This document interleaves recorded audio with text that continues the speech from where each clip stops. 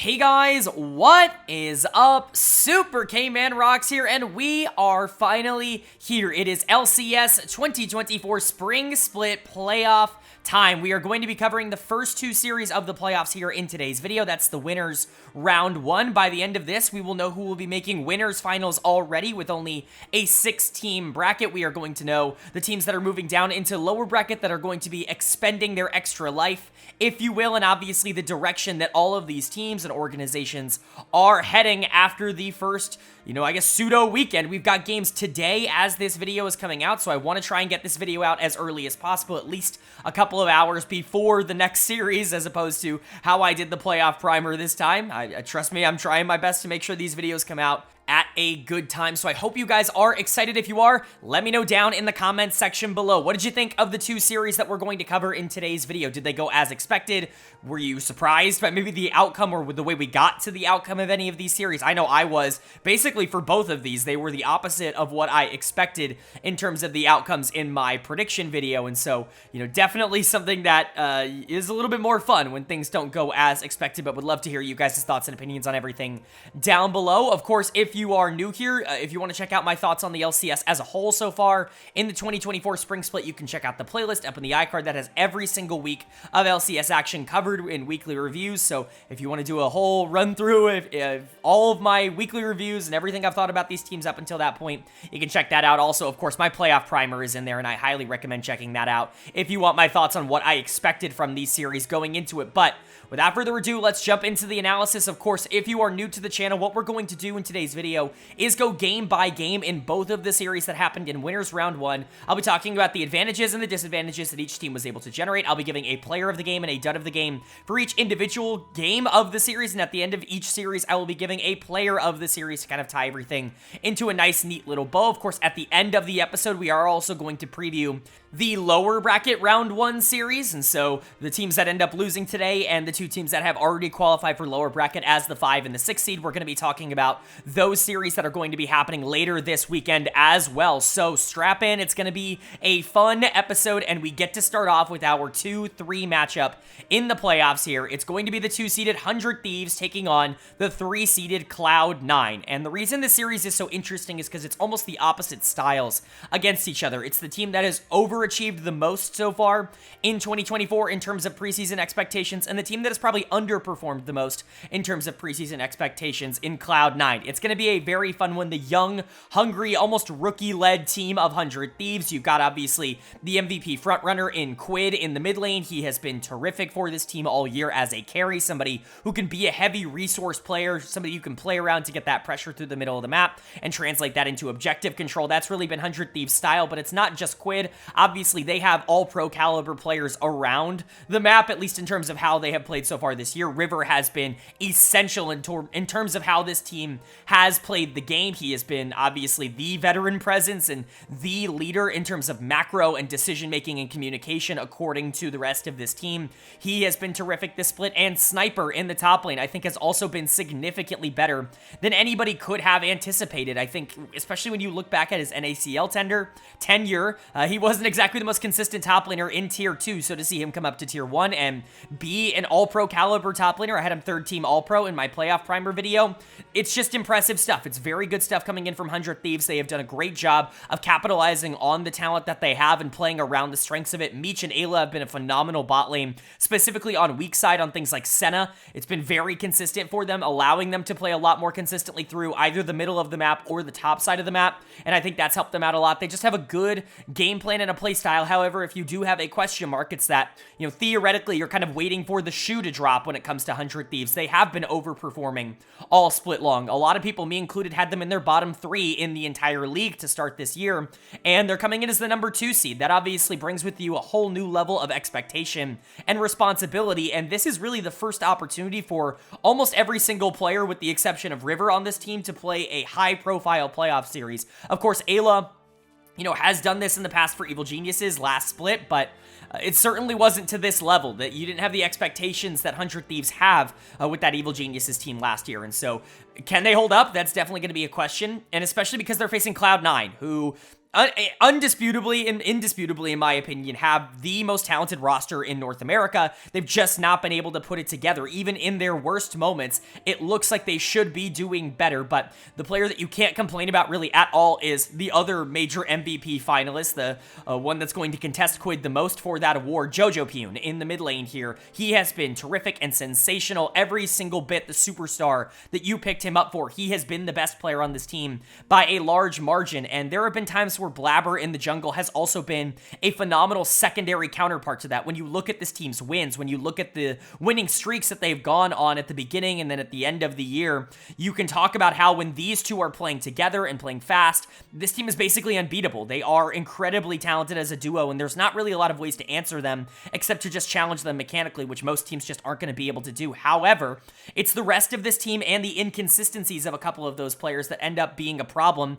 for Cloud9. Topside has not been a particularly big strength for them this year. Bot lane has honestly kind of been a weakness for this team this year, and those are real concerns. Berserker and Vulcan, you have to imagine, are going to get better in the playoffs. Fudge, contrary to, I guess, public opinion, has generally gotten better in the playoffs, especially domestically, maybe not necessarily internationally, but, you know, this is a team full of players that I think usually levels up when games matter more. If you're going to get the good performances out of Blabber and JoJo, I would expect Fudge, Berserker, Vulcan to be good enough for you to be able to win a lot of series like this. And so even though they are the 3 seed, I think a lot of people, me included, have them as favorites in this series. I think a lot of people expect this team to get better as the lights get brighter, and 100 Thieves just have too many question marks. In my playoff primer video, I think I gave this 3-2 in favor of Cloud9, or maybe it was 3-1 in favor of Cloud9. I can't actually remember, but it certainly was one of those two. I think this is going to be the closer, at least on paper, of the two series in winners round 1. I think these two teams are much more competitive against each other in terms of matchup, but at the end of the day, like I said in my preview for this series, Quid versus Jojo Pune really is going to be the turning point. Whichever mid laner ends up being more proactive, in my opinion, and gets more resources from the rest of their team, I think will be the one to end up winning it for their team. But that's just my opinion. It's time to get into what actually happened in the series. Of course, like we said, we'll be going game by game, talking about the advantages and disadvantages, which means that we get to start with game number 1. And the winner of game number 1 was Cloud9. They are going to take the first game of this series. They're going to go up 1-0, and this was a very good performance from C9. Just a typical dominating performance from one of the more dominating teams mechanically in the league, and there are real question marks that arise for 100 Thieves based off this game. You don't want to freak out after one game. We've seen plenty of teams drop game number 1 and be able to come back and dominate a series. Look at like the LEC Winter Finals this past split, where Mad Lions is able to make a really good, game plan around game number 1. They know exactly what they want to draft. They know exactly what they think G2 is going to draft, and they end up taking that game and then not being able to capitalize on that for the rest of the series. I'm not trying to count 100 Thieves out, but this was certainly a telling series in terms of how Cloud9 might be able to play out the rest of this. And starting 1-0 is obviously great for momentum and confidence, and just getting that on the side of C9, who really hasn't been able to achieve that consistently over the course of the year, I think is big. A couple of players on C9, in my humble opinion, playing incredibly well in this one. I think none more so than my player of the game, Fudge, in the top lane. We've kind of complained a bit about the top lane for C9. I think it's not been their worst lane. I think bot lane has been significantly worse for the team over the course of this split, but Fudge is always going to bring some question marks because of his international experience, where he just has not been able to hold up against the best top laners. Most fans don't watch the regular season. Most fans don't even watch most of the playoffs, and so a lot of the lasting impressions of Fudge have been his negative performances against Eastern top laners. I'm here to remind people that Fudge is still really good at the game at a domestic level, and honestly, there are reasons to believe that he is going to be fine internationally.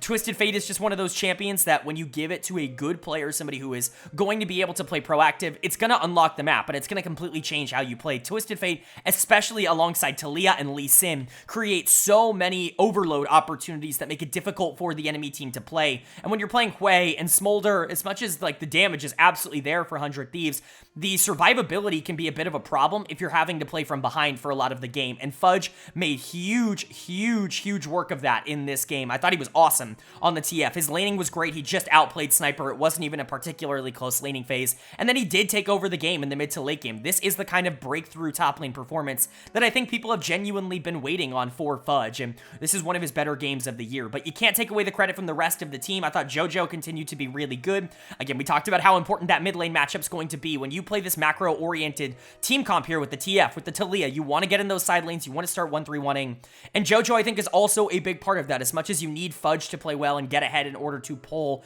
attention from the enemy to his lane, you need JoJo to actually be able to capitalize on that, and I thought his mechanics were exceptional in this game. There were going to be moments, obviously, where he wasn't going to be as much of a focal point just because of the way this comp is set up, but I thought he did a great job with whatever he was asked to do in this game. Blabber was solid, could have been a little bit safer, I think, in some of their mid-game fights, but for the most part, I think it was a positive, and Berserker and Vulcan played one of their more consistent games of the split. When you play weak side like they do, you got to get that Senna really rolling in the mid game. That's really where things start to unlock, especially in a 1-3-1 comp. You need that Senna to actually be able to apply pressure in the 3 section around objectives, and that's what happened. Berserker, I thought, played significantly better in this game than he has recently. I think Vulcan's always been a very good Tahm Kench player, and Senna TK is the best Senna lane, I think, by a large margin in pro right now. And so for C9, I think you just had a game plan and you executed on it better than 100 Thieves. You clearly knew what you wanted to do, and 100 Thieves didn't have an answer. They just kind of got outplayed and out-macroed in this game, which is definitely more of a concern. I think really they've been able to survive a lot this year and do a lot of good things because it's felt like they are so far ahead of schedule in terms of being able to play their mid game.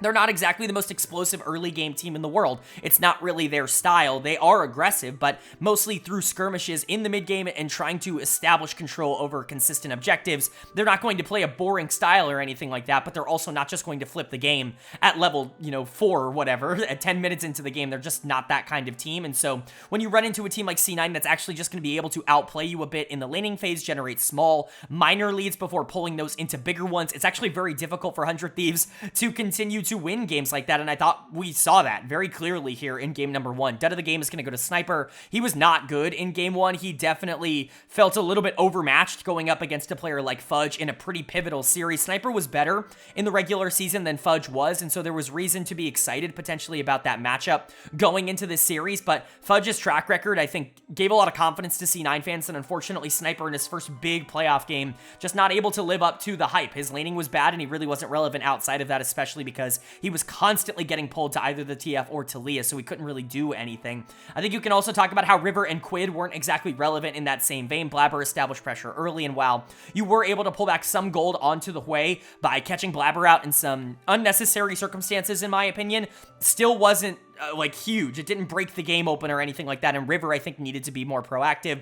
Meech and Alo were essentially just there on the bot side. I get with the Smolder, you just want to get stacks and try to get to the late game, especially when your top side is losing, but at some point you have to pull the trigger on trying to go and force these engages, and it just didn't feel like they were aggressive enough around 20 minutes in making those plays. You need to start getting that Smolder online as quickly as possible, and instead I think they played a little bit too much around the Hui just because Quid is their MVP caliber player. So real things that I think they need to work on moving into the second game of this series, but for Cloud9, this was a great game number 1. This is exactly how you want to start off a series like this, and I expect it to continue for them. So is it going to be able to, or are they going to go up 2-0, or is 100 Thieves going to show that game 1 was a little bit more of a fluke and that they are going to be a little bit more proactive in this series and tie it up at 1 apiece? Well, the winner of game number 2 was Cloud9. They are going to take the second game of this series as well. They're going to go up 2-0, and that's a commanding lead. I mean, when you look back on playoff history here, not only in North America, but just globally, going down 2-0 is a pretty bad place to be. Yes, reverse sweeps can definitely happen, and 100 Thieves aren't dead in the water or anything like that, but confidence definitely starts to get shattered when you lose 2 games in a row against the same team, and especially when both were pretty commanding. Both of these games were not particularly close. Cloud9 maybe even more dominant here in the second game in terms of being able to translate their early game lead into just ending the game, and for 100 Thieves, it does feel like they are a bit outmatched in terms of the macro and the decision making. Their early game is just not, it's just not as good, right? Cloud9's better in terms of generating those leads, and so the advantages that 100 Thieves have when it comes to making the game relevant in the 20+ minute mark, being one of the better team fighting teams in the league, it's just not as relevant when you're not really able to get to that point with any sort of gold neutrality, even in a sense. And so you're really seeing kind of the problem. This was 11 towers to 0. Like, objective wise, this was an absolute massacre. The game never felt like it was remotely even in flux. Like, this was Cloud9's game to lose, and they didn't lose it. They dominated and they won it. So credit to them once again, getting another player of the game for me. It's gonna be Fudge. Fudge Factor coming in clutch so far here in the first 2 games. He has been amazing, I would say, especially in lane. As much as we talk about how Sniper is a good laner, Fudge goes under the radar for how good he is isolated in 1v1s, about how good his mechanics are. It was one of the things that made people so excited about him in the first place. It's one of the reasons Cloud9 invested so much into him, thought they could turn him into a mid laner, is because he was so consistent as a laner and somebody who was really good in the early game at translating leads. And so you look at him being able to go into Sniper and just kind of seeing some of the weaknesses that I'm sure they studied on tape over the course of the week. He's able to capitalize on those a lot stronger and a lot better than we've seen basically any other top laner capitalize on them throughout the year. It's not like Sniper's been a perfect player. He's had bad games here or there, but Fudge is making it an even bigger gap than it would necessarily look like maybe in the regular season. And this is where it starts to become more of a question about whether or not Sniper can hold up when people start to notice his tendencies. You know, we'll talk about him in a bit, but this was a phenomenal game from the bot lane. I think that's really where I want to talk about for Cloud9, because again, it's been Blabber and JoJo that have been the focal points, the really the players that are playing well and not the players that are playing poorly throughout this year for C9. There's no way to sugarcoat that. You know, Fudge has been a lot better in the series, but I don't think Fudge has been miserable in the regular season. I just think he's been a little bit underwhelming in terms of his career norms, but Berserker and Vulcan I do think have been bad for a lot of the regular season. Berserker in particular, in terms of the mechanics that he has shown off, has just not been the player that's even remotely close to what he has been over the past year or so. This series, I think it goes to show that it was just, I'm taking some time off in the regular season mentally. Like, I understand that you can't treat every single game like it's the biggest game in the entire world, but there was reason to be scared when Berserker's just walking into engages and not positioning well in late game team fights. That is something that is worth being concerned about, in my opinion. However, when you see them play Lucian Nami and absolutely obliterate the mid game here, Vulcan in particular, having an amazing game on the Nami, a lot of those fears and concerns and doubts end up going away. This was the exact kind of game to remedy the concerns in my brain for them. Blabber was great on Wukong. This has always been a champion that he has looked very good on, even if Wukong, in my opinion, is not particularly strong in the current meta. And JoJo, you know, some big engages on the Nico, you really only need to hit 1 or 2 good ultimates. It doesn't really matter what else happens in the game. Even if I don't think he was necessarily huge in the laning phase, because 100 Thieves put a lot of pressure into trying to take him out of the game, he still was very useful because Nico is always very useful in the back half. So Cloud9, again, just outplaying, outskilling 100 Thieves, and it's coming from the areas that you wouldn't necessarily expect. Top lane, bot lane, dominating right now against the rookies. And then for 100 Thieves, again, it just doesn't feel like they are a complete team in terms of how they prepared for this series. Now, all transparency, I do understand and am aware that River was not 100% for this series. It has been reported after the fact that he has been sick, like really, really sick the entire week. This team didn't scrim for a lot of the days leading up to this series because River just wasn't able to play. He was absolutely bedridden, and so, you know, obviously that completely changes the story in terms of the preparation, and it kind of changes the narrative surrounding 100 Thieves here, but I would be lying if I didn't point out that River was the worst player in this game. Now, could you give this to Meech? Absolutely. Ayla's also in the running for this. I think bot lane got ran over, but River's pressure in the jungle was non-existent,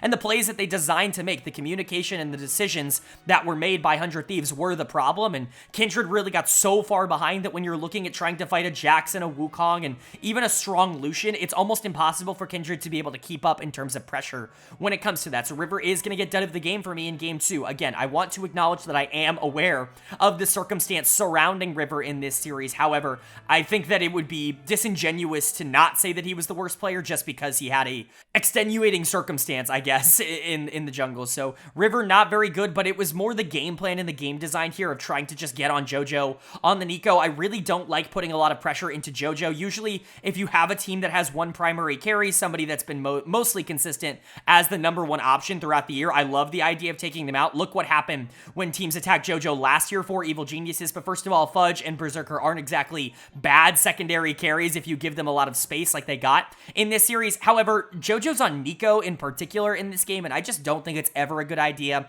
to try and full send it to take out the Nico, because at absolute worst, if you are a good player on Nico, you could be 1 in 25 in the game, and that ultimate is still going to matter a ton to set up the rest of your team. It's just really hard to take a Nico out of the game, and so applying a lot of pressure to the mid lane to me just wasn't the right call, wasn't the right move in a game like this, and obviously the side lanes ended up suffering for it. River was bad, Meech was not good. Meech in particular, I think, looked outclassed in this game by Berserker. A lot of the trading patterns were just very C9 favored, and Vulcan really took advantage of some of the positioning mistakes that he was making. Again, Sniper is just not as good as Fudge right now. There's just no other way to say that. I would like to say it in a nicer way, but there really isn't a lot I can say about that. And Quid is fine. Quid is not the problem. I think a lot of people are going to say, oh, Quid MVP, LOL. I don't think he's the issue. I think he's by far been the best player through these first 2 games for 100 Thieves. It's just not going to be enough for them to be able to beat a team like Cloud9, at least in the way that they played it here. It just feels like the gaps between these two teams mechanically are a little bit too large. But again, you're not dead in the water just yet. Hopefully you can win at least 1 game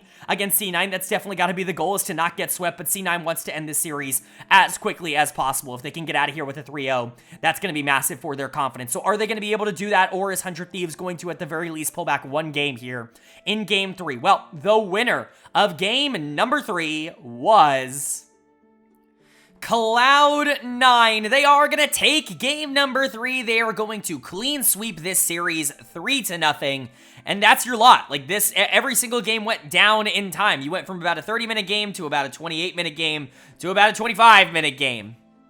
This was just utter domination coming in from Cloud9. This is the best they've looked in a long time. However, I'm not willing to sit here and say that this is a big surprise. I mean, I thought the series would be close. I'm shocked that 100 Thieves didn't win a game, let alone look competitive in any of the games. I thought that they would at the very least be a team that could compete with Cloud9, but this is the C9 that we were all kind of expecting in the preseason. Theoretically, on paper, this should be how a series like this ends up going. Obviously, we didn't get that version of either of these teams throughout a lot of this split, but I can't sit here and say that I'm stunned that Cloud9 came out in this one and absolutely dominated, even if I predicted it to be a lot closer than it actually was. But every single player on this team deserves a lot of recognition. This was a team effort, and everybody really stepped up. For 100 Thieves, unfortunately, it kind of is the opposite, really with the exception of Quid. I don't think anybody played well in this series for 100T. I think this was a domination from C9, and specifically the rookies here, Sniper and Meech, I think really kind of let this team down, but we'll talk about that in a second. Player of the game for me in Game 3 is actually going to go to Vulcan, but, you know, it could go to anybody. This was a team effort in Game 3. Everybody won across the board. The Varus was strong, but Vulcan's engages were excellent. JoJo probably had his best game of the series here in Game 3. Was not, you know, perma-ganked as much as he was in Game number 2, and was actually given some freedom to move around the map. On the Ahri, Blabber's tempo in this game was excellent, and Fudge just obliterated Sniper this entire series. Top lane was never even remotely close. And so while Vulcan is player of the game, Fudge is a very obvious choice for player of the series. Fudge Factor was in full effect. I mean, this was a dominating series from the Cloud9 top laner, and this is what you expect from him. This is what we all thought was going to happen going into the year. There was a reason that I and a lot of other people had Fudge as the #1 top laner in the LCS going into the year, the best top laner domestically. Things didn't end up working out like that, and I'm really interested to see if that's going to last throughout the rest of the playoffs, because there are some pretty damn good top laners, but Sniper was one of them, and Fudge obliterated him in this series. The Renekton looked great here. The Xin Zhao was awesome for Blabber. Again, tempo is so important in the current meta coming out of the jungle position, because there are so many late game threats. You're going against a Yasuo Rumble. There's going to be the possibility, even the Kai'Sa, right? There's going to be the possibility for 100 Thieves to get back into this game if they somehow delay it to 40 minutes, but, you know, Blabber was never going to allow any of these champions to get online. He's simply too aggressive, and him and JoJo play off of each other very, very well. You can say what you want about Cloud9's regular season, about how well they were able to capitalize on some of the advantages they generated in side lanes, but Blabber and JoJo are the mid-jungle duo to look out for the rest of this tournament, even over, like, Inspired and Jensen, who I think have maybe been better over the course of this year. There's just no way not to look at this Cloud9 mid-jungle duo and not say that if you can't just out-pressure them, you're going to lose. It was 10 towers to 0. Again, over the last 2 games, it's been 21 towers to 0 for Cloud9 versus 100 Thieves. Utter demolition. It's a great series from C9, everything you could have wanted to see from them, and then some, and basically the most dominant performance they could have given. But for 100 Thieves, this is a problem. Yes, again, I want to reiterate, I understand that this was a very trying week for them, that they didn't actually get a chance to scrim, that River hasn't actually been feeling all that well, and that there are a lot of extenuating circumstances when it comes to how they played so far. But you got to get it together, because this is now not the last series that you're going to be playing this weekend alone. Because you're losing this, you're now moving down into lower bracket to take on Energy. That series happens this weekend. It happens the day I'm talking about this. So you got to figure something out, because this performance was just simply not good enough. And Energy is not the kind of team that is going to just let you make mistakes like this. You know, as much as we criticize Energy in as bad a form as they are in right now, you know, we'll talk about this more at the end of the week. You can't play like this. You can't get away with this. Sniper was awful in this series. Meech was really bad in this series. These are players that need to step up, that did step up for this team in the regular season, but that was just not matched here in the playoffs. You obviously hope that River is feeling better and that he can get back to full form for that series, but at least there is the positive that Quid was fine here, and if he wasn't going into Jojo Pune, perhaps it could have been a bit better for this team. You could potentially play through him in a couple of these games, and, you know, there were some good engages from Ayla as well. I think he was probably the second best player, even though he kind of got trounced in game 2. He was super useless on the Lulu. I think there are like some minor positives to take away, but really this was just a bad showing from 100 Thieves. 3-0 is obviously bad, but getting worse every single game and not really putting up any sort of fight even in all 3, I mean, this was not good. Meech is done of the game. Sniper could get it here. Just whatever you wanted to give it to. This was a disappointing performance, and if this is what they're going to show over the rest of the playoffs, it's going to be a disaster. The 2 seed could be one of the first teams, if not the first team out of the playoffs if they're going to perform like this. I obviously expect them to be better. Cloud9, one of the tougher opponents in the entire league, if not the best opponent in the entire league. But, you know, 100 Thieves need to be more competitive. It just is a must. And then for Cloud9, you know, they're going to be moving on to winners finals. They take on the winner of the series we're talking about next with FlyQuest and Team Liquid. They're supposed to be here. Like, this isn't a shock. Just because they're the 3 seed beating the 2 seed doesn't mean this is any sort of upset. This was stock standard, I think, for everybody to predict. The people that were predicting 100 Thieves, I think, were buying into the Kool-Aid a little much and maybe the hate train on Cloud9 a little much. I saw Kadril talking about how Cloud9 are frauds. A regular season, as much as I wish it mattered, for some teams it doesn't matter, right? Like when Cloud9 goes just 500, just above 500, I'm not as concerned, right? There are teams that you just expect to pick it up and to care more when they get into these most important series, and that's exactly what happened to C9 here. All 5 of these members absolutely dominated. This was a destruction of a series. But now it's time to move on to our second series that we're going to be covering in today's video, and it's the 1-4 matchup. This one I thought would be significantly less close, but the first series was already a lot less close than I was anticipating. Of course, it's the number 1 seeded FlyQuest taking on the number 4 seeded Team Liquid. I expected this to be a bit of a blowout in my primer video prediction. I thought FlyQuest was just straight up the better team, the better version of Team Liquid, and in particular, I don't think very highly of Team Liquid. In fact, I have them losing to Dignitas in the lower bracket. That's what I said in my preseason primer, and so you can kind of get an idea that I just don't really trust this team fully, but there are some good things to like about this matchup and some things to talk about. First of all, the reasons I like FlyQuest, I think they are significantly more consistent on the top side of the map. As much as I like Impact, I really think that APA as a jungle mid duo has just been a weakness for this team over the course of this split. Both, I think, are just average, if not a little below average in APA's case, and I don't think that that's necessarily going to play as well into Inspired plus Jensen, who have been really on the same page for the entirety of the split. Jensen has been one of the better carries, especially when he's not on hyper carries, things like the Talia, obviously like the Orianna, you know, the things that Jensen's a little more well known for. They're going to be big priority picks for FlyQuest overall, but Jensen can still play some of those hyper carries. I just think that plays more into APA's style of trying to scale into the late game. I think if this team is aggressive in the early game, I really don't see a lot of ways for Liquid to win. They're very passive. They don't really make a ton of plays, and they rely a lot on their bot lane winning in lane in order to actually do things. Same thing with top lane, where they just rely on early lane pressure so much that it really is difficult for them to win if they don't end up establishing that pressure. And FlyQuest are some of the best laners in the league. I think Inspired is a very talented facilitator and initiator, great with objective control. Bwipo has been an MVP candidate for me all year long. If there are advantages for Team Liquid to get, I think they're going to be through bot lane, because as much as I love, Masu and was a huge advocate for him coming up to the LCS, he has not exactly played great this split, at least in comparison to the rest of this team. And Yon, I think, has actually been a very good AD carry, at least in comparison, again, to the rest of the league, where the league is very light at AD carry. I think Yon has been inconsistent, but his laning in particular has been a strength. That's always kind of been a strength of his, and I would expect that to continue in a series like this, where Liquid's just better in lane in terms of the bot lane. Now, Impact also has the opportunity to be massive in this series. FlyQuest has looked significantly worse when Bwipo is not winning, and that's why top lane was my matchup of the series here for this, but if Impact isn't able to generate a ridiculous amount of advantages on the top side of this map, if Bwipo can kind of just do what he's been doing all split long, play really aggro, and transition that into great team fighting, if Masu and Busio can survive, I think mid-jungle's very in favor of FlyQuest, and so that's really why I think this should be a relatively easy series for them. I think I predicted 3-0 in my playoff primer video. I think this could be a 3-1, I guess, in favor of Fly, but I would expect this to not be particularly close. That was my anticipation going into this series. So again, did it live up to that, or did I get it completely wrong? We will find out. So starting with game number 1, our winner of game number 1 was FlyQuest. They are going to take the first game of this series. They're going to go up 1-0, but this was a close game. Pretty back and forth. A lot of good stuff from Liquid in the early game.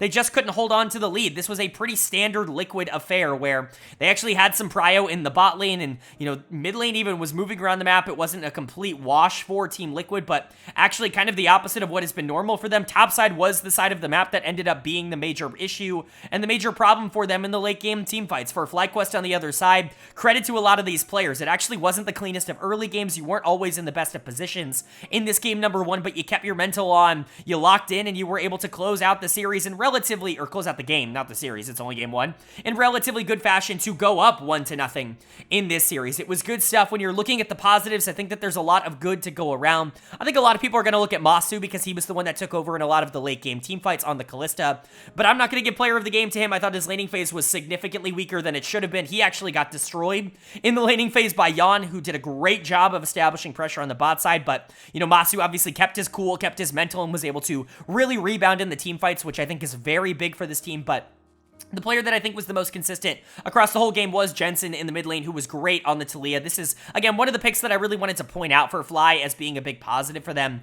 Overall, I really do think that when you look at Fly and the way that they want to play the game, they want to distribute a lot of the wealth to the rest of the team, and Jensen getting really fed in the mid lane and moving around, getting the Renekton some action, getting the Kalista back in the game and some mid-game skirmishes, that is really what unlocked this team to allow them to play the way they did in the back half. And honestly, they played some of these team fights to perfection. I almost thought about giving this to Inspired as well, because the Sejuani was awesome, and honestly, we've seen Sejuani kind of move down in terms of the priority bracket. It's not been a huge pick, and it's started to lose a lot more. Its win rate has not been great over the last couple of patches. In fact, it's been really bad, and so when Inspired plays this champion, is able to, lose a bit of pressure in the early game to the Xin Zhao, as is expected in this matchup, but be able to retain objective control through the mid game and be very relevant in team fights in the back half, that's huge. That is an elite level performance from a player that has consistently just put out performances almost identical to this over the course of this split. Him and Jensen have been a great duo, and I think that was showcased again here. Of course, Bwipo being the more valuable top laner in this game, I think was also good. Even if Bwipo wasn't perfect, he could have done maybe a bit more in the early game to establish pressure there and to really keep FlyQuest from, losing too much. But, he was way better in the later half of the game. And as Renekton, that's huge. Just being relevant, being somebody that's hard to kill, being somebody that can dive the mid line. That's what you want out of the Aatrox. He essentially was better than Impact in this game, a better version of what Impact offered in this game, which is big. So again, even with some of the mistakes that bot lane made in the early game, being able to respond to it with a strong mid-jungle duo, and Masu being so clutch in some of the late game team fights, I think is really what pushed them over the top here. And then for Liquid, again, I want to give a big shout out to Yon and to Core JJ for being so good in the early game. Yon in particular, he's just such a good laner. He knows how to play these matchups so consistently. This is something we saw a ton of over the course of the regular season. And honestly, we saw a good amount of it last year too. He's always been a very good laner, and it's something that I do think is his strength. I wish he was better in some of these team fights, but I don't blame this game on him or Core really at all. Really, you have to look at the top side of this map. Done of the game's going to go to Impact. His team fighting was not good, and that's really sad to say because that's always kind of been the strength of impact, but as we've talked about in the primer, it's kind of weird that it's kind of flipped on its own head over the course of this year, where Impact has suddenly become a good laner with okay team fighting after basically being a great team fighter with okay laning for the entirety of his career. It's just a new priority for him. He's talented enough to pull off whatever he wants, but this is clearly the direction he feels he needs to go in to make the team better. If that's what he feels he needs to do, then that's obviously what he needs to do, but it ended up costing them in this game. I think he could have been significantly better. I'm also not really a huge fan of how Umti played this game. I know I'm a bit of an Umti hater, and I've gotten that reputation, and honestly, most of the time I'll push back on being considered a hater for a player. I usually just feel like I'm trying to level expectations when I'm hating on someone, but I do think I'm a bit lower on Umti in terms of the perception. I do think that it is quite crazy how much attention he gets in comparison to maybe the output that he's gotten over the course of his career, even going back to the LCK. Obviously, all of this started in the LCK in terms of my opinion on him, and I think he was just whatever. In this game, Inspire definitely was significantly more relevant in the team fights, even if Umti had good pressure in the early game, but Impact and Umti were the players that I was looking at for dead of the game in this one, which they're your veterans. They're supposed to be the ones that are kind of carrying you through this, but APA, Yon, they were fine. Like, APA was fine this game. Yon was good for most of this game. Core was good for most of this game. Liquid, at the very least, fought hard. This was a fun game back and forth, and they had an advantage. There's reason to believe that they can make this series interesting. They just have to be a little bit more consistent, a little bit more careful, and a little bit more clinical in the back half of these games. You had the opportunity to win some of these mid to late game objective fights.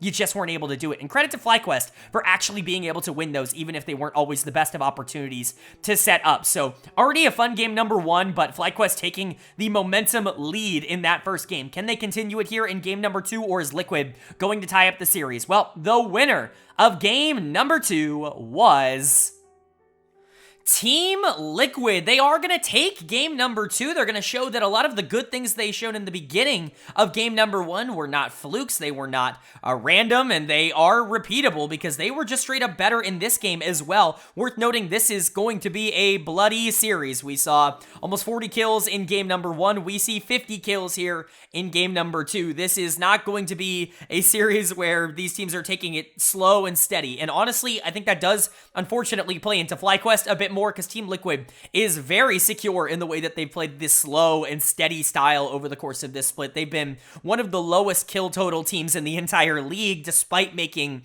the winners bracket. And so I imagine FlyQuest plays into this more aggressive style a bit better. But then you look at the way this bot lane is playing in the early game, and you're like, maybe not, because Yon is doing some work right now. He's going to get player of the game in game two. He was really good at the beginning of game one as well. It really feels like he is locked in. And I've been saying all split that I think Yon has been better than people have been giving him credit for. I've always been higher on Yon than your average analyst probably is. I actually think he's been an upper tier AD carry at the LCS level. Maybe not like a star, but clearly upper half, like for the entirety of his career. And he was somebody that I loved in the NACL, somebody that I thought would transition very nicely here to the LCS. And a lot of those good lane habits that he had at the lower levels, they've translated incredibly well. If you've had concerns with Yon, it's mostly been because of his team fighting and his consistency to be a hyper carry on teams, but give him Varus, or even give him like Smolder, as we saw over the course of this split, and you can neutralize some of that, late game negativity with the ease of execution of a champion like that. And you're now looking at a player that is really, really difficult to deal with because his mechanics are very high. He knows lane matchups incredibly well, and then you get circumstances like this where Yon just outplays Busio at every single turn. It is really impressive stuff. Masu really couldn't do anything, and Team Liquid's bot lane has been a major positive for them through the first two games, and that's the reason this series is tied up at 1 apiece. Of course, Core JJ also comes along with that package. You don't just get one. Both of them played really well in this game. The Rel engages were great, and I really like Rel as a support still. I know she's kind of been phased out for more of a jungle-only kind of role in pro, but I still think she's super good in lane and can actually offer a lot of valuable resources and open up another spot for your jungler to play something more aggressive, which we saw here with Umti playing the Lee Sin. Pretty good Lee Sin game. I wasn't super impressed with some of the individual mechanics. I think a lot of people were going to talk about that kick at the end of the game, which was good. Umti definitely knows how to play Lee Sin, but I think the early game is definitely something that he still needs to get a little bit more consistent at. Again, maybe I'm hypercritical of Umti. I don't think I am. I don't think I'm being biased here. I just wasn't super sold on this game in particular. I think the rest of this team did play well. For a Ziggs one trick, it's crazy how many teams give APA Ziggs. Jokes aside, He was really good this game. Just got to play his own role of, playing pretty passive in the early game and just being super valuable in the late game. That's what Ziggs wants to do, and that's what APA wants to do as a player. Ziggs, Asol, they all kind of fall into that category, and then put impact on K'Sante. You want to bounce back from a bad Aatrox game? K'Sante will do that. Like, it is a significantly easier thing to execute, and Whippo on the Udyr didn't really have a lot of opportunity to survive. I think Liquid across the board was better, but mostly this bot lane. That's really the lane that you want to point out in the positive way. And then for Fly, it's kind of the opposite. A lot of weirdly concerning things in this game. A lot of mechanical misplays that I just don't think we've been seeing from this team. I don't think they're the most mechanically sound. I think a lot of the reason that they are in the position that they're in is because they have really good aggression and they know exactly where they're supposed to be on the map. They're able to generate these kind of numbers advantages. Honestly, the team that I compare them to the most in terms of playstyle, for those of you who are interested, is like 2023 LNG. Obviously, they're not as good as 2023 LNG, but I think playstyle-wise, like, they play pretty similar in terms of how they want to execute on some of their decisions, except they play a bit more through top lane, I would say, and unfortunately, that means that when your jungler gets a carry and ends up really not having a lot of that mid-game pressure, can't really be all that useful in teamfights, it all of a sudden becomes a lot harder for you to win that game. Inspired is a pretty clear choice for dead of the game. The Viego was just bad, like a couple of misplays down the stretch of this game, and it's pretty atypical for him to have such egregious mechanical misplays. You can say what you want about Inspired, say that he's overrated or anything like that, but mechanical misplays like this are just not all that common for him, and so to see him just kind of lose games for his team, I wouldn't expect that to become a common trend for them throughout this series. I continue to worry a bit about the bot lane in terms of early prio.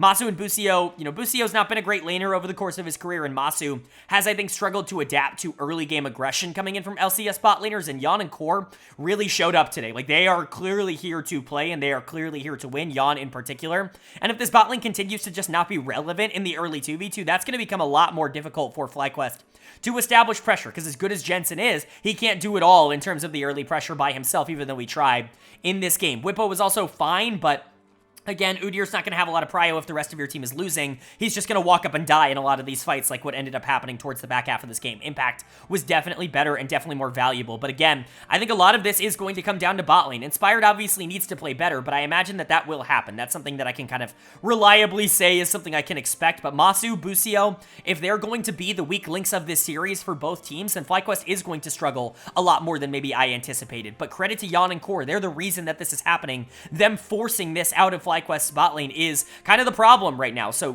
credit to them. They've been the strength of this team throughout the entire year. Impact, obviously, in that same conversation as well, but it's finally time for the bot lane to take the big spotlight after all the TL fans said that Impact was 1v9ing all year, and I've been trying to say how good Yeon has been. It's good to see that on the biggest stage, he is backing up a lot of those regular season performances, but going 1-1, that's great. It's all, game 3 becomes infinitely more important. Like, now gaining momentum, getting that, breather game in game 4, if you will, being able to say, like, I don't have to win both of the final 2 games of the series, that is a big weight off of both of these teams' shoulders, and both are going to be coming out to win in game 3. So who's going to be able to take it? Well, the winner of game number 3 was FlyQuest. They are going to take game number 3. They're going to go back up in this series, regain control of this series, going up 2-1. And this was still a crazy game. I honestly still don't know how FlyQuest was able to win this. This series has been so back and forth. It's been so bloody. It's been so chaotic. This is peak League of Legends. Like, I don't care what anybody says, especially coming off of that Cloud9 Thieves series, where it's just like Cloud9's better and they won every game progressively more dominantly than the last. It feels like every single game in this series has been a banger. It's been close, it's been back and forth, and it's really come down to one pivotal team fight in the back half of the game, and that's exactly what happened again here. Credit to FlyQuest for keeping their mental on, because there are so many opportunities for them to lose it, but Team Liquid's playing really well. This is some of the best League that I think they've played all year. I think they've struggled to maintain any sort of consistency, to get any sort of confidence going, but I think things are really starting to come together for them in this series. This is the most encouraging sign I think they have ever shown in the LCS so far in 2024, even with this loss here in game number 3. So we'll obviously talk about it. Nobody's out of the series just yet. It's 2-1, and so we still have a lot to go, but for Fly, player of the game is going to go to Jensen in the mid lane on this Ahri. The charms were on point. The damage was on point. Jensen is stepping up and being the guy for FlyQuest right now. As much as we talk about Bwipo having a really good split, being an MVP finalist, Inspired I thought was pretty good this split, Jensen's right now the one holding them together. 6-0-15 in a 43-kill game. Going deathless in a 43-kill game, that's impressive, and you watch it. Like, it backs it up on the tape. Obviously, I'm not somebody who just likes to look at the stats. I'm not somebody who just likes to look at, KDAs. I think eye test is super important for League because there's just a lot of things that you can't quantify at the current moment. There are obviously some things you can, but watching Jensen, yeah, it backs up that his positioning was nearly perfect in this game. It backs up the idea that his ability to sense what timings he needs to go for in terms of engages was essentially perfect, and he was significantly better in lane than his opposition in APA, and this is not the easiest matchup in the world for Ari, and so you gotta love that for Jensen. He's playing great out of his mind right now in this series. It's basically him versus Jan. Impact had a great game here in Game 3. We will talk about that, but, in terms of the two big players right now, it is Jensen and Jan that are going head-to-head, seeing which one can be more relevant as a carry. In this game, it was Jensen. A credit to Masu and Busio. Again, they lose in lane, but they do much better out of lane. I think that this honestly was probably the closest game they had in terms of bot lane performance and prio and pressure, which is good. At least it's getting better throughout this series, but they're going to have to be better. Masu's just such a good team fighter that it honestly doesn't matter. He's playing Kalista and losing lane, and he's still super relevant in the back half of these games. Just goes to show you how good he has been. And then for Blippo, you want to see maybe more consistency. Impact's got super strong, but again, he played Renekton and was great in team fights. It's very, very strange to kind of talk about this, because usually you're looking at a comp of Renekton and Kalista, and you see them get bodied in a fight at 16 minutes to lose this big gold lead, and you're like, this game's over. There's no way that the Rumble Varus team ends up losing this. Nico ends up losing this, but it's not even the mistakes that Team Liquid made. It's more just the great plays that FlyQuest is making that is keeping them in this series and giving them an advantage in this series, and that's something that you do have to praise. But, for Team Liquid on the other side, man, this game was close. A couple of great plays, and honestly, I feel really bad for giving the dud of the game to APA. You see it on the screen. I don't want to give this to APA. His Pop Blossom at 16 minutes in that fight was almost game-winning. It really should have been game-winning from that point onwards, but they just weren't able to close it out. When you team fight really well in one fight and aren't super, relevant the rest of the game on a champion like Nico, and everybody else in the game is really doing a lot of good stuff, then unfortunately that's recipe enough for the dud of the game, even though I think that APA's performance here is better than a lot of the performances he gave in the regular season that I was kind of writing off as fine, generally. I think Liquid's just playing well. I think FlyQuest is just playing well here. Unfortunately, like I said, he wasn't as relevant in some of the really important team fights around 30 minutes, and that ended up costing them, and his laning phase could have been a bit better, which ended up being a bit of a problem, but look at how well Impact played in this game. I was kind of critical of him in the first game of the series. You talk about games 2 and 3, he's back, baby. This is the Impact that you want to see. This is the guy that's stepping up and being the biggest team fight presence in the entire league from that top lane position. I thought, had the best game of the series for himself in this one on Xin Zhao. Great early game pressure and some really, really nice pathing. Just wasn't relevant enough on the Xin Zhao because there's only so much you can do on that champion in the late game fights. Yan and Core could have perhaps been a little bit more safe in the late game, but so much pressure was put into Yan in particular in some of the late game fights that it was impossible to live that. This is just a fun back and forth series. It's not the cleanest, it's not like these teams are free of mistakes, but I do think they're playing well, and I think it's been a blast to watch. This is what ideal League of Legends in the playoffs looks like. From an NA perspective, we've got 100 kills through 3 games. This has been a blast of a series, but Team Liquid's now on the verge of going down to that lower bracket. Obviously, they've played super well, and you would be super downtrodden if you ended up losing this series 3-1. They want to, at the very least, push this to 5, and I think they really do feel like, even though they're down here 2-1 after 3 games, they can still win this series. They definitely have that confidence, and you can see them playing with it, but for FlyQuest, they want to get out of this series as quickly as possible. Liquid is putting up much more of a fight than maybe they anticipated, and I would expect FlyQuest wants to try and get that Game 4 win to close this out. So, who is going to be able to take it? Can FlyQuest close out this series in 4, or is Liquid going to push us to a Silver Scrapes game number 5? Well, the winner of game number 4 was Team Liquid. They are going to take game 4. They're going to tie up this series at 2 apiece, and we are going to a Silver Scrapes game number 5 here in round number 1. This is what I was looking for. This is what I thought the first series of this week was going to be, but here we are with FlyQuest Team Liquid, 2 teams that I did not think were on the same playing level in terms of playing skill,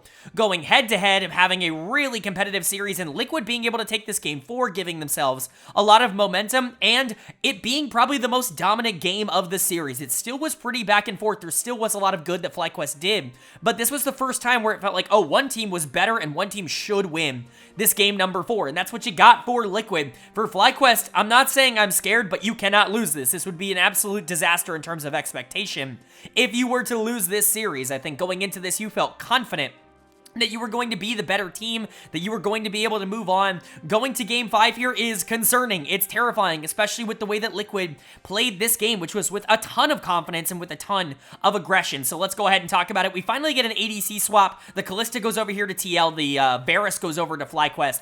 I think this is always going to be in favor of TL because Kalista on Yon, or Yon on Kalista, what am I talking about? Yon on Kalista is very strong, and Core played Ashe at a super high level. We'll talk about the Pyke in just a second, but that champion was not useful in this game. Even with some of the resets that he was able to get, Busio didn't really get to do a lot of the things that he wanted to do, and, you know, as much as I want to praise the bot lane for it, player of the game here in Game 4 is APA, and I don't even think it's up for debate. Awesome game from APA. Was he a little far forward sometimes? Yes. Was he maybe caught out in situations he didn't need to be caught out in once or twice? But golly, the damage he's able to put out on this champion is incredible.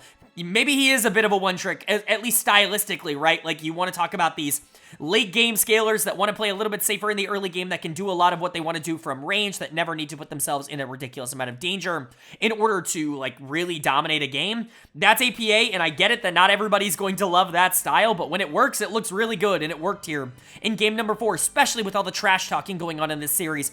It's made it such an interesting one to watch. I love the bickering going on between these players in all chat. You want to see more rivalry stuff in the LCS. You want to see more, you know, stuff like that. And I think APA and Jensen have really brought it here, and APA bounced back and fired back with a big shot here in Game 4, in my opinion. was a lot better here in Game 4 as well. I think Games 3 and 4 have actually been the strongest of the series for him, and I really liked what he was able to do on Rel in the mid-game. Really was aggressive in terms of some of the engages he went for, was active across the map. Impact was good, definitely the better top laner here, but in my opinion, APA and and then Core JJ were really the standouts for TL in this game. And for APA to be somebody that's stepping up in a big moment does go against the narrative a bit, but that's kind of the great part about playoffs, is that anybody can step up if they're given the option. And then for FlyQuest, he just needed to see more consistency. Again, Jensen looks like the player that is trying to keep things together for Fly. He's staying active on the map on the Talia, moving around, trying to carry the game, but it just wasn't enough. APA was a little bit better in this one, and that's going to be something to monitor, but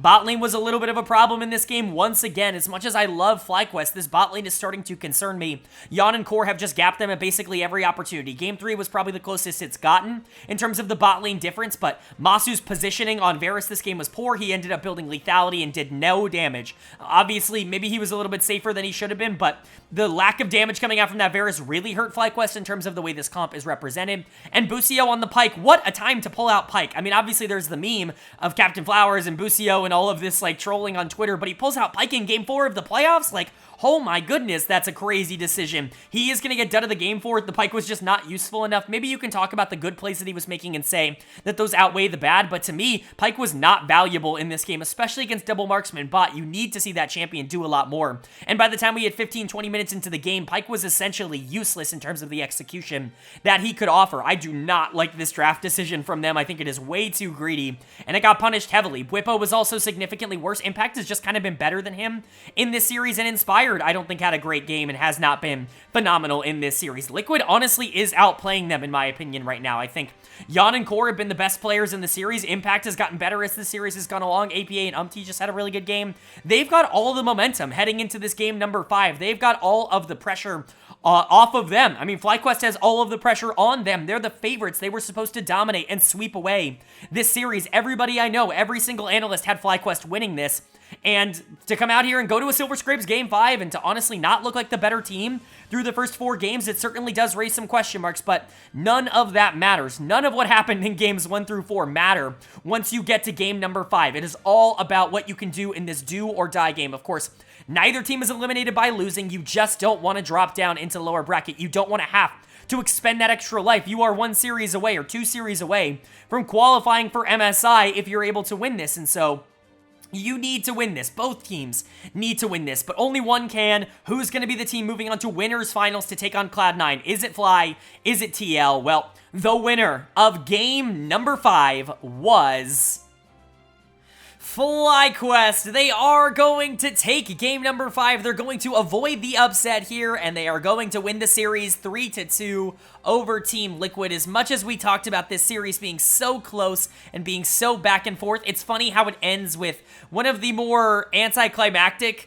endings that you could have gotten to this series. The end of game number 5 is something. If you haven't seen it, obviously, I'll describe it here, but it's ridiculous. It's one of the worst macro calls I've ever seen from Team Liquid. They insta-lose the game because of it, even though they're in a position where they actually could fight back, and it just goes to show that, you know, it just really takes one mistake in a series against a team like Fly to end your winner's bracket run. I mean, to send you down to the loser's bracket, and that's exactly what happened. I do want to give a big shout out to FlyQuest, though. They played really well in this game and did a lot of things right. I do think it's very funny because this was the least clean game of the series from both teams. I don't think either team was particularly perfect. I think there was so much fun in this one and in the rest of this series. This was a blast to watch, but this was the game where I was looking at it like, you probably could have fixed a couple of things here and made it a bit better as we went throughout, but player of the game for me is going to go to Masu. Finally, in Game 5, this is when he steps up. This is when he has his big performance. Games 1 and 5 were really the two games where I thought I was really impressed with what Masu did. You know, he lost lane in Game 1 and was able to come back and teamfight really well, get a couple of quadras in Game 1. And then here in Game 5, he was just the centralizing focus for how this team wanted to fight for the majority of the game. Varus is so strong in the current meta, and he kind of showed that off. He was the better bot laner, probably for the first time in this series in Game 5, and what a time to be able to do that. Of course, a lot of people are going to be looking at Jensen, and for me, absolutely, he's going to get player of the series as a whole. He was the best player on FlyQuest in this series and was the best player in this series as a whole. I think, obviously, his ability to create for his team on Annie, being able to, you know, talk a lot of trash and then pull out the Annie in Game 5 is certainly hilarious, but the ability to create with Tibbers and set up a lot of options, you know, catch out some lower mobility carries on the side of Team Liquid in the late game, it's just really big. Like, Annie offers so much, and obviously she's kind of fallen out of the meta because she doesn't offer too much outside of the ultimate, but the ultimate is so good that it's honestly worth playing, and so you gotta like how Jensen ended up playing that. I thought Inspired played his best game of the series here in Game 5. Again, just kind of the trend of stepping up when things mattered the most. The Viego was significantly better here than it was in Game number 2, where he just was not good on that champion at all. A pretty good time for this team to step up. Whippo was fine, Busio was solid, but again, Masu having his best game of the series, Jensen just being such a rock, such an anchor for this team throughout this series, and Inspired looking really good in this final game. It's all positives, but really it was them taking advantage of some critical Team Liquid mistakes that ended up leading them to this spot. Obviously, the most notable being essentially the game-losing fight, where APA is off in a side lane for some reason while they're posturing aggressively in the mid lane. I don't know whose fault this is. I don't know if it's APA who just has absolutely no business being in a side lane. I think that's definitely possible. I don't know if it's the fault of and Yon and Core JJ and Impact for taking a fight 4v5 and just insta-losing the game in the mid lane by posturing super aggressively while APA is in a side lane. That could also be entirely their fault. I don't know what the communications and the comms were looking like, but it was like a game-losing thing that happened there. Like, clearly they were not on the same page and they lost the series because of it. They weren't in a, you know, the perfect position, but they were in a position to potentially win this game if they don't make that mistake, and then all of a sudden it is over. Dead of the game for me, unfortunately, is going to go to Yon. I love Yon. Obviously, I've hyped him up for this series. When you're the better bot laner for 4 out of 5 games, I'm still going to consider it a huge success in this series, but, you know, he was not as good here in game number 5, and that's probably the game you want to see him be the best in, so unfortunately, there is certainly something to be said about that, but Kalista Taric, obviously something this team has experimented a lot with, not only with these two as a duo, but Core JJ has always loved playing Taric. It's always been one of his, you know, more out there picks that he's played rather consistently, and so I'm not shocked to see them pull it out in a pivotal game 5, but in my opinion, it just didn't work. Taric is very weak right now, doesn't really do anything nearly as well as any of the other, like, protector engagers, things like Braum and Nautilus and, you know, things of that nature. He's just not as useful, and I think we saw that here in Yon. His positioning was just a little bit overeager. Again, he was a big reason getting caught out in the back half of the game that they ended up losing. You want to blame it on APA? I think that's relatively fine too. I don't know what he's doing in a side lane. I would not have been there. It just felt like he was AFK. I really don't know what the idea of it was. If that was the call from the team, then that's the call from the team. I'm not going to sit there and blame it on him, but you know, like, if you're going to do that, then you have to play safer in the mid lane. Like, the two things just did not match. You can't play aggressive in the mid lane and also have APA in a side lane. It just feels very weird. Umti and Impact were whatever. I think Umti was fine in this game 5. Impact was fine for the most part, but again, he was also way too aggressive in terms of his posturing. And he was honestly the one that was getting caught out a lot. Like, him and Yon were the two that I think were getting caught out the most. And so for Liquid, so much good in this series. Yeon and Core looked phenomenal in lane. Yeon in particular was really a standout in terms of how he played for a majority of the series outside of the end of game number 5. And that's something I think you can carry into the rest of the playoffs. I think got better as the series went along. Impact had a couple of good games, even if he also had a couple of bad ones. I think APA was generally fine in this series. Again, he's the scapegoat for this team. People are going to point fingers and laugh and blame because of the memes surrounding him in the community. But, you know, in comparison to some of the other mid lane performances that we've seen in the playoffs, I think APA was generally fine in this series. A couple of, mental mistakes, but his mechanics are fine, even off of the champions that he's good on. And obviously, teams are going to give him Ziggs. Teams don't want to ban Ziggs in the playoffs consistently. And, there's stuff to like about this team, especially with them going into a series against a team like Dignitas, that theoretically, they should just be more talented than. But for FlyQuest, they move on to winners finals by the skin of their teeth. They're obviously not going in with as much confidence as maybe they would like. And obviously, you would maybe expect them to be a little bit of underdogs in that series with how Cloud9 ended up playing. But at least FlyQuest was able to get there. The number 1 seed falling in winners round 1 would have been an absolute disaster for them. And they avoided that with some really good play and with Jensen really doing a lot of the heavy lifting. But now that we've wrapped up our Winners Round 1 series that we have to talk about in today's video, it's time to get into the preview of the lower bracket round number 1 that's going to be happening over the rest of this weekend in just a couple hours as this video is releasing and as of this recording. And so I'm excited to jump into these previews, starting with the game that is happening today as this video goes out. Of course, the number 2 seeded 100 Thieves taking on the number 6 seeded Energy. And obviously, this is a matchup that I think is unfortunate for both rosters. Energy did not want to put themselves in this position to have to face such a strong roster so early on. And 100 Thieves, I mean, talk about an unlucky draw, having to play Cloud9 and Energy, the 2 finalists from last year in your first 2 playoff series as a young roster. This is not ideal for either of these 2 teams. They split the season series at 1 apiece, and it's kind of difficult to predict where this might actually go. 100 Thieves was significantly better in the regular season, and in my playoff predictions video, I did predict 100 Thieves to win this series because I did have Cloud9 going over 100 Thieves, but man, they looked shaky in that first series. All of the rumors and reports about them not being able to scrim because of River's sickness. Obviously, I assume that has fixed itself at least over the past couple of days, but how many teams are scrimming right now after playoffs, right?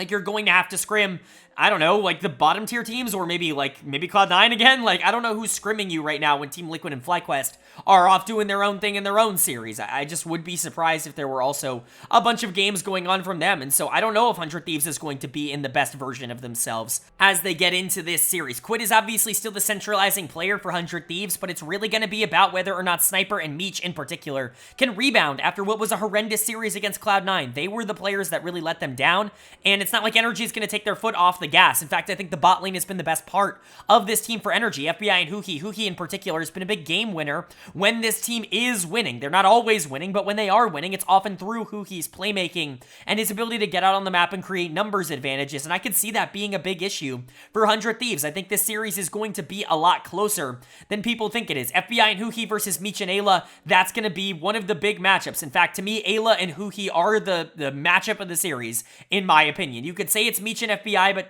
if Huhi is able to get out on the map and actually be able to impact the game in a major way, I actually think Energy is more talented, and they should be able to actually just win that through either bot lane or whether you're getting Palafox or Contracts or Dokla or somebody like that super fed. I think you can win that series. However, if Huhi isn't active, if he's having some of the bad games that he had down the stretch when Energy was in this gigantic losing spree, when they weren't playing particularly well, if Ayla is more active on the map, and if bot lane is able to survive, then all of a sudden I think the series swings entirely in favor of 100 Thieves. And so it's going to be interesting. Dokla's going to have to step up. Sniper really wasn't particularly good against Cloud9. He was such an advantage for this team in the regular season, and, Dokla's not a pushover top laner. If something similar happens to what happened with Fudge, who also wasn't ideal in the regular season, with Sniper, where he's just not able to survive as much in lane as maybe he was getting away with in the regular season, then I also think that's going to be a pretty major problem for 100 Thieves. If River's not outplaying someone like Contracts, that's going to be an issue, and so 100 Thieves have a lot of things that need to go right. Energy, to me, actually has less that needs to go right. They just need to capitalize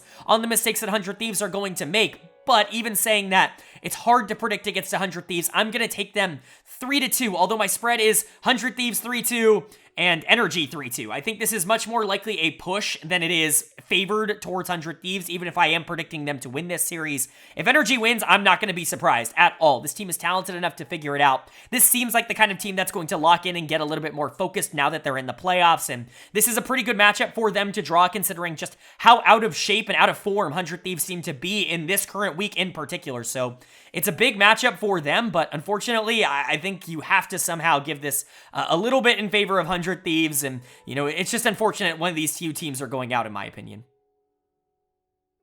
And then moving on to the second of the lower bracket round 1 series, of course, the series that will be taking place tomorrow. As this video goes live, it's the number 4 seeded Team Liquid taking on the number 5 seeded Dignitas. And this is the series that I'm really intrigued to see. I think this is a bit of a pivot in the playoffs. Depending on what happens here, I think, you know, the rest of this playoff run is going to be very interesting either way. But honestly, I don't think Liquid matches up particularly well into Dignitas. In fact, in my preseason or my playoff primer video that I did a couple of days ago before these series, I predicted Dignitas to win this series after Liquid lost to FlyQuest. However, I thought that FlyQuest would be able to take care of Team Liquid in a much more complete fashion. Liquid actually did a great job in that series of staying relevant, and I think that there are a lot of positives to take away. But the reason I consider this such a bad matchup for them is, what are the positives of Liquid? Well, Yan and Core are very good in lane. They are one of the best laning bot lanes in the league right now. Well, Tomo and Isles have maybe been the best laning bot lane, especially Tomo, who's been amazing in the first 10 minutes of the game. Truly, like, one of the better parts of the league so far this year has been watching Tomo and Isles play in the bot lane. It's been a lot of fun. Okay, well, Impact is super stable, is going to be a rock in the top lane, and is going to be great in team fights. Well, that's the exact scouting report on Rich as a player. He may not be the best laner, he might not be somebody who's going to dominate early, but you know he's going to be relevant so long as he can get to the team fight stage relatively equally, because he is so consistent in that stage of the game. And then you're talking about Umti and APA not exactly being the most consistent. XU can go up against Umti in terms of, you know, mechanics, in my opinion. Dove can go up against APA in terms of mechanics. This isn't as clear-cut as I think a lot of people would make it out to be. Now, Liquid looking so good in that first series against FlyQuest definitely changes my mind a bit about this. I had Dignitas as the favorites. I don't know if I can stick to that. I think after seeing what Yan and Core were able to do, I would expect them to actually maybe be better in this series, and Impact has been really good in lane. Umti should be better than XU.